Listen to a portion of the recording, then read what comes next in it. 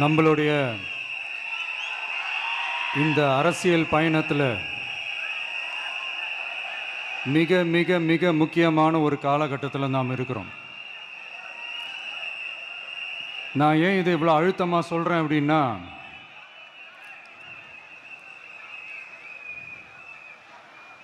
ஏதோ அழுத்தம் இருக்குமோன்னு நினைக்கிறீங்களோ? அழுத்தமா? நமக்கா?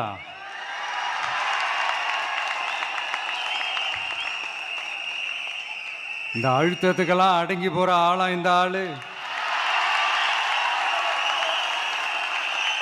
இந்த மூஞ்சா பார்த்தா அப்படியா தெரியுது உங்களுக்கு?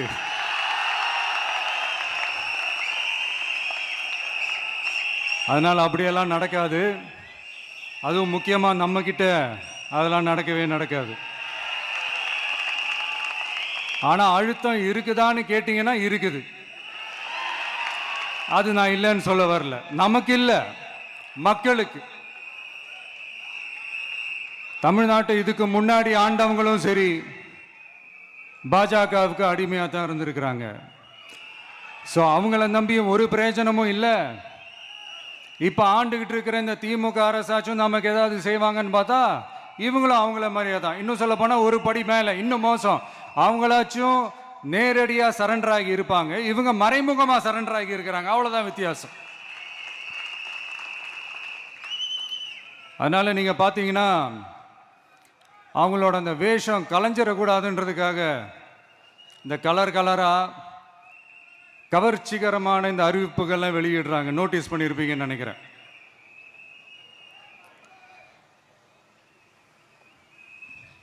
அதனால்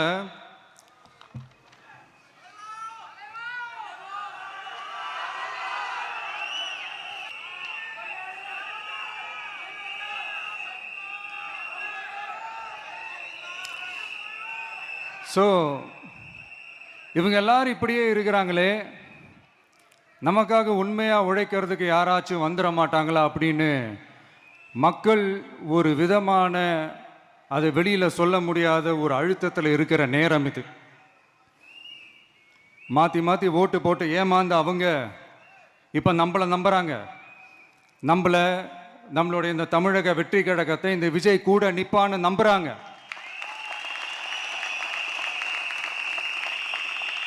நம்மளை நம்புறவங்களுக்காக நாம நம்பிக்கையோடு இருக்கணும்ல.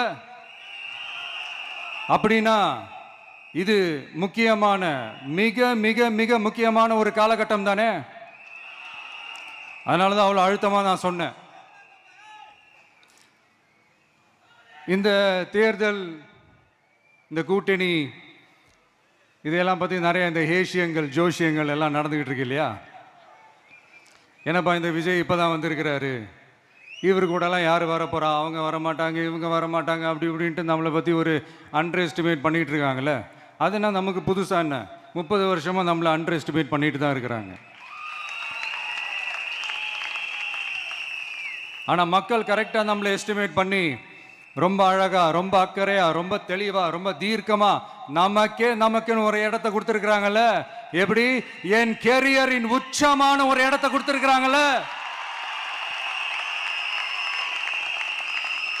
அதை இந்த நாடே பார்த்துக்கிட்டு இருக்குல்ல.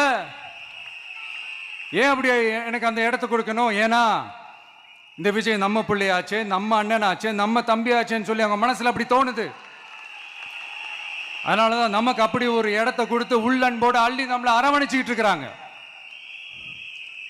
அப்படி நம்மளை நம்புறவங்களுக்காக நாம உழைக்கிறதே அது ஒரு பழக்கமாகி இப்ப அதுவே என்னுடைய ஒரு ஒரிஜினல் கேரக்டராகவே மாறிடுச்சு.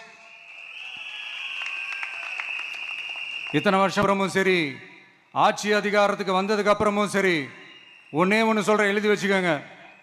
இதுக்கு முன்னாடி இருந்தவங்க மாதிரியோ இல்லை இப்போ இருக்கிறவங்க மாதிரியோ ஊழல் செய்யவே மாட்டான்.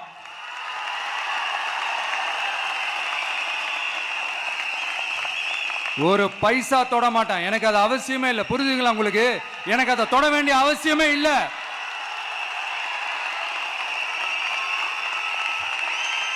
ஒரு துளி ஊழல் கரை கூட படியவே படியாது, படியவும் விட மாட்டான்.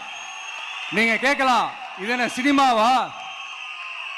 இதன முதல்வன் படமா? ஒரே நாள் நம்ம வந்து இவர் எல்லாத்தையும் கிளீன் பண்ணிடுவாரான்னு நீங்க கேட்கலாம்.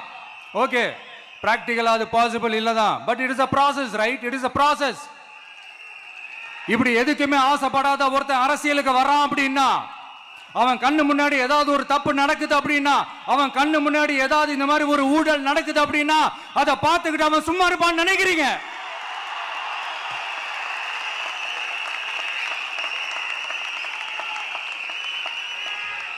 அதனால இந்த தீய சக்தியா இருக்கட்டும், இந்த ஊழல் சக்தியா இருக்கட்டும், ரெண்டு பேரும் தமிழ்நாட்டை ஆண்டவே கூடாது. அப்படிப்பட்ட இந்த கட்சிகளை உண்மையா தில்லா எதிர்க்கிற அந்த கட்ஸும் கெத்தும் நம்ம கிட்ட மட்டும்தான் இருக்கு.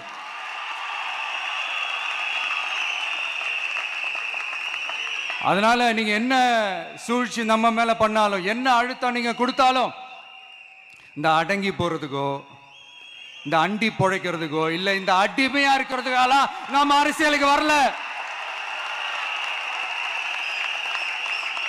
என் மண்ணுக்கும் மக்களுக்கும் யார் என்ன தீங்கு செஞ்சாலும் அதை எதிர்த்து அவங்க கிட்ட இருந்து நம்ம மக்களை பாதுகாக்கிறதுக்காக தான் நம்ம அரசியலுக்கே வந்திருக்கிறோம். அண்ட் முக்கியமா தோழர்களே, மக்களுக்கு என் மேல மட்டும் நம்பிக்கை இருந்தா அது பத்தாது. என் கூட டிராவல் பண்ற என்னோட எல்லா தோழர்கள்கிட்ட அந்த நம்பிக்கை வரணும்.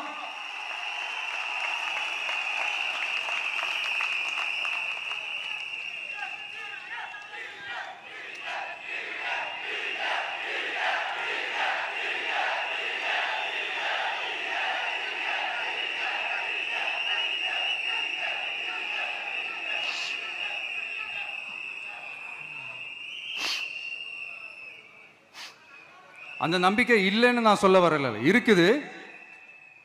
ஆனால் அதை தொடர்ந்து இருக்கிற மாதிரி நீங்கள் எல்லாம் நடந்துக்கிறணும்.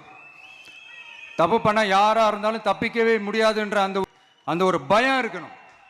எல்லாரும் உங்களை தான் கேட்குறேன், எல்லாரும் உண்மையாக உழைப்பீங்கல்ல?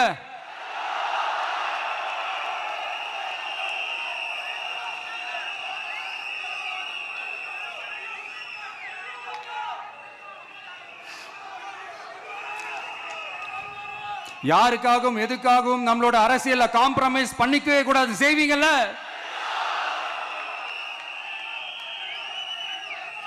அண்ட் தயவு செஞ்சு எல்லாரும் கொஞ்சம் ஒற்றுமையா இருந்து சேர்ந்து உழைச்சி ஜெயிப்பீங்கல்ல? சரி, நமக்காக நம்ம மக்கள் கண்டிப்பா ஓட்டு போட்டு ஜெயிக்க வைப்பாங்க, அதில் எந்த மாற்று கருத்துமே கிடையாது. அப்படி ஜெயிக்கிறதுக்காக நாம் என்ன செய்ய போறோம்? மக்களிடம்னு செல்னு அறிஞர் அண்ணா அவர்கள் சொன்னதை ரொம்ப டீப்பாக சின்சியராக அடாப்ட் பண்ணுறதோட மட்டும் இல்லாமல் நம்மளோட அரசியலில் அதை செயல்படுத்தணும். அதுதான் முக்கியம். ஏன்னா இப்போ அரசியலில் இருக்கிறவங்க அண்ணாவை மறந்துட்டாங்க. அண்ணா ஆரம்பித்த கட்சியும் அண்ணாவை மறந்து சுயநலமாக மாதிரி பல வருஷம் ஆச்சு. அண்ணா பேரில் இருக்கிற கட்சியும் அவரை மறந்து பல வருஷம் ஆச்சு. ஆனால் நாம் அவரை மறந்துடக்கூடாது. மக்கள்கிட்ட போகணும், மக்களோட மக்களாகவே இருக்கணும், மக்களுக்காகவே இருக்கணும். அதுக்காக நாம் என்ன செய்ய போகிறோம், என்னெல்லாம் செய்ய போகிறோம், அதுக்காக தான் இந்த மீட்டிங். இந்த ரெண்டு கட்சிகள், ஆண்ட கட்சியாக இருக்கட்டும், இப்போ ஆள்ற கட்சியாக இருக்கட்டும், அவங்கள பொறுத்த வரைக்கும் பூத்துனா என்ன தெரியும்ல? அவங்கள பொறுத்த வரைக்கும் பூத்துனா கள்ள ஓட்டு போடுற இடம். ஆனால் நமக்கு, நம்ம டிவிகேவுக்கு அது ஒரு ஜனநாயக கூடம். அங்கே ஜனநாயகம் திருடுறாம நம்ம பார்த்துக்கிறணும். ஒவ்வொரு ஓட்டையும் நம்ம பாதுகாக்கணும். எப்படி பாதுகாக்கிறது? ஒவ்வொரு வீட்டில் இருக்கிற ஒவ்வொரு ஓட்டும் நமக்கு தானே ஃபர்ஸ்ட் கன்ஃபார்ம் பண்ணுங்க. எனக்கு தெரிஞ்சு தமிழ்நாட்டில் ஒரு 2.25 கோடி ரேஷன் கார்டுகள் இருக்கும்னு நினைக்கிறேன். அவங்க எல்லாரும் வேற வேற எந்தெந்த கட்சியில் இருந்தாலும் கட்சி வேறுபாடு எல்லாத்தையும் தாண்டி இந்த விஜய் அவங்க வீட்டில் ஒருத்தனா வாழ்ந்துட்டு இருக்கிறான். அவங்க குடும்பத்தில் ஒருத்தனா பார்த்துக்கிட்டு இருக்கிறாங்க. அதனால இந்த கட்சி கிச்சி எல்லாத்தையும் தாண்டி இந்த விஜய் கூட நிக்கணும்னு முடிவு பண்ணிட்டாங்க. அதனால அப்படி முடிவு பண்ண அவங்கள பாதுகாப்பா பூத்துக்கு கூட்டிட்டு வாங்க. நம்மளோட இந்த விசில் சின்னத்துக்கு ஓட்டு போட வைங்க. ஒன்றியம், நகரம், பேரூர் பகுதி கிளைன்னு இங்க வந்திருக்கிற நம்மள எல்லார் நிர்வாகிகளும் தான் நம்ம கட்சியினுடைய ஆணி வேர். நீங்க எல்லாரும் சுதந்திரமா செயல்படணும், சுதந்திரமா செயல்பட விடணும்.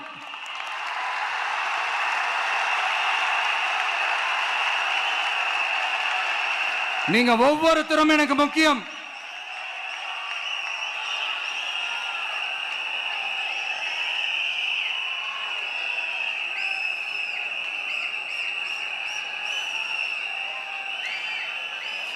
நீங்க தான் நம்மளுடைய இந்த பிஎல்ஏஸ் பூத் லெவல் ஏஜென்ட்ஸோட களத்தில் நின்று வேலை பார்க்க போற ஃப்ரண்ட் லைன் வாரியர்ஸ். இப்ப நடக்க போறது வெறும் எலெக்ஷன் கிடையாது, இது ஒரு ஜனநாயக போர். இந்த டெமோக்ராட்டிக் பேட்டில லீட் பண்ண போற கமாண்டர்ஸ் நீங்க தான்.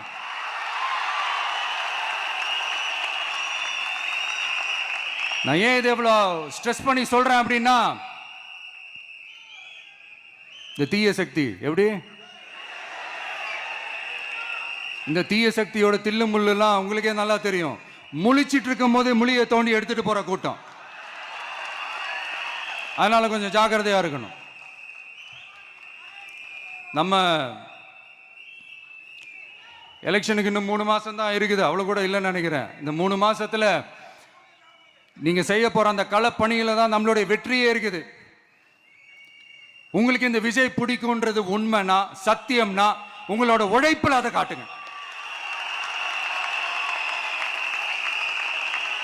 அப்புறம் நாங்க அறிவிக்க போற வேட்பாளர்களுக்கு நீங்க உங்களுடைய முழு ஒத்துழைப்பை நீங்க கொடுக்கணும். கொடுப்பீங்க தானே?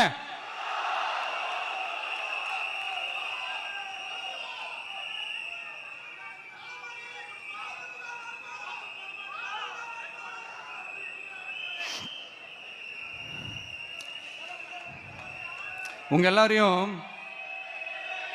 ஒரு எனர்ஜைஸ் பண்ற மாதிரி உண்மையா நடந்த ஒரு கதை ஒன்று சொல்றேன்.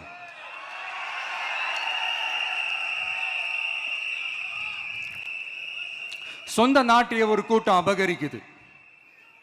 சொந்த நாட்டிலேயே இருக்க முடியாத அளவுக்கு ஒரு நெருக்கடி ஏற்படுது. ஸோ வேற வழி இல்லாமல் அந்த நாட்டை விட்டே வெளியே போய் வேற ஒரு இடத்துக்கு போய் காடு மலை அப்படி இப்படின்னு சுற்றி மறைஞ்சு வாழ வேண்டிய ஒரு சூழ்நிலை ஏற்படுது.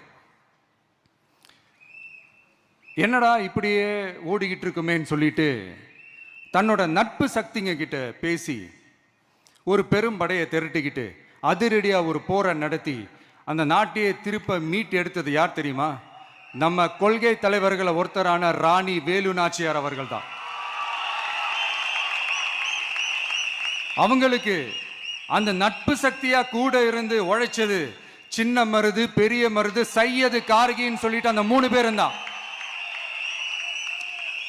ஆங்கிலேயர் படை, ஆற்காட்டு படை மாதிரி அந்த 2 பெரும் படையை அடிச்சு துவம்சம் பண்ணிட்டு அந்த நாட்டையை திருப்பி மீட்டு எடுத்தது வேலு நாச்சியார். அன்னைக்கு இருந்த ஆங்கிலேயர் படை, ஆற்காட்டு படை மாதிரி இன்னைக்கு என்னென்ன படை இருக்குதுன்னு உங்க எல்லாருக்குமே நல்லா தெரியும். அதனால அந்த 2 படை மட்டும் இல்ல, இன்னும் எத்தனை படை வந்தாலும் எதிர்த்து நின்று ஃபேஸ் பண்றதுக்கு ஒரு நல்ல தலைமையும் இத்தனை சக்திகள் என் கூட இருக்கும் போது, இத்தனை சின்ன மருது, இத்தனை பெரிய மருது, இத்தனை சையது, கார்கிகள் என் கூட இருக்கும் போது நம்ம நாட்டை நம்மளால மீட்டெடுக்க முடியாதான்னு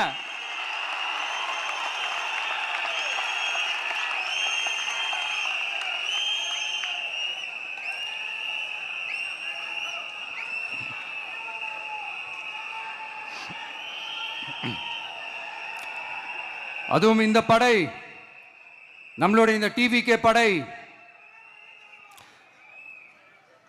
நட்பு சக்தி இருந்தாலும் இல்லைனாலும் தனியாவும் நின்று கெத்தா ஜெயிக்கிற அளவுக்கு ஒரு மிகப்பெரிய படை. அதுலயும் ரொம்ப முக்கியமா இன்னைக்கு இந்த கூட்டத்துக்கு வரலனாலும் நான் அந்த போர்ல நடந்த அந்த கதை மாதிரி கட்ஸான குயில்கள் நிறைந்த பெண்கள் படையும் நம்மளோட இருக்கிறாங்க. அந்த பெண்கள் படையை பார்த்துதான் அரசியல் அரங்கமே அதிர்ந்து போயிருக்குது. அதனால எல்லாரும் ஒரு நிமிஷம் எனக்காக எந்திரிச்சு நில்லுங்களேன் ப்ளீஸ். நான் சொல்றதை கொஞ்சம் ரிப்பீட் பண்ணுங்க. இந்த 2026 சட்டமன்ற தேர்தல்ல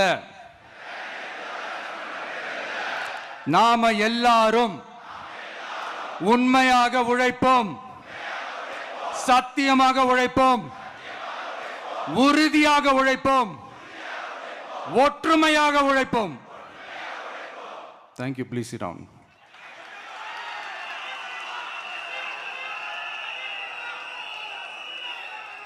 உங்களோட இந்த வார்த்தையை நான் மனப்பூர்வமா நம்புறேன். நான் ஏற்கனவே சொன்ன மாதிரி இந்த வரப்போற தேர்தல் இதுவரைக்கும் தமிழ்நாடு பார்த்திராத ஒரு வித்தியாசமான தேர்தல். நம்மளுடைய படை வரிசையும் அப்படிதான், ஒரு பவர் பேக்ட் ஃபோர்ஸ். இவ்வளவு நாள் இதை நாம மட்டும்தான் சொல்லிக்கிட்டு இருந்தோம். இப்ப கொஞ்சம் கொஞ்சமா அதை வெளியில சொல்ல ஆரம்பிக்கிறாங்க. என்னடா இந்த விஜய் கூட இருக்கிற ஃபோர்ஸை பார்த்தா சாதாரண ஃபோர்ஸ் மாதிரி தெரியல, மிலிட்ரியோட பெரிய ஃபோர்ஸா இருக்குது, வரப்போற எலெக்ஷனை கணிக்கவே முடியல, அப்படி இப்படின்னு சில குரல்கள்லாம் கேட்க ஆரம்பிக்குது. கணிக்கவே முடியலன்னு அவங்க வேணா சொல்லலாம், ஆனா மக்கள் ஆல்ரெடி கணிச்சு முடிச்சுட்டாங்க. அவங்க மனசை நல்லா புரிஞ்சு வச்சிருக்கிற நமக்கு அது நல்லாவே தெரியும். அதனால இந்த எலெக்ஷன் ரிசல்ட்டுக்கு அப்புறம் இந்த தீய சக்தி கிட்ட இருந்தோம், இந்த ஊழல்வாத அடிமை சக்தி கிட்ட இருந்தோம், தமிழ்நாட்டை மீட்டுட்டோம்னு உறுதியா அறிவிப்போம். அதுல என்ன மாற்று கருத்து கிடையாது. அதனால என் நெஞ்சில் குடியிருக்கும் தோழர்களே, தோழிகளே, உங்களோட நான் இருக்கேன், நம்மளோட நம்ம மக்கள் இருக்கிறாங்க. இதுக்கு மேல என்ன வேணும்? கான்பிடண்டா இருங்க, நல்லதே நடக்கும், வெற்றி நிச்சயம். மீண்டும் சந்திக்கும் வரை நன்றி, வணக்கம்.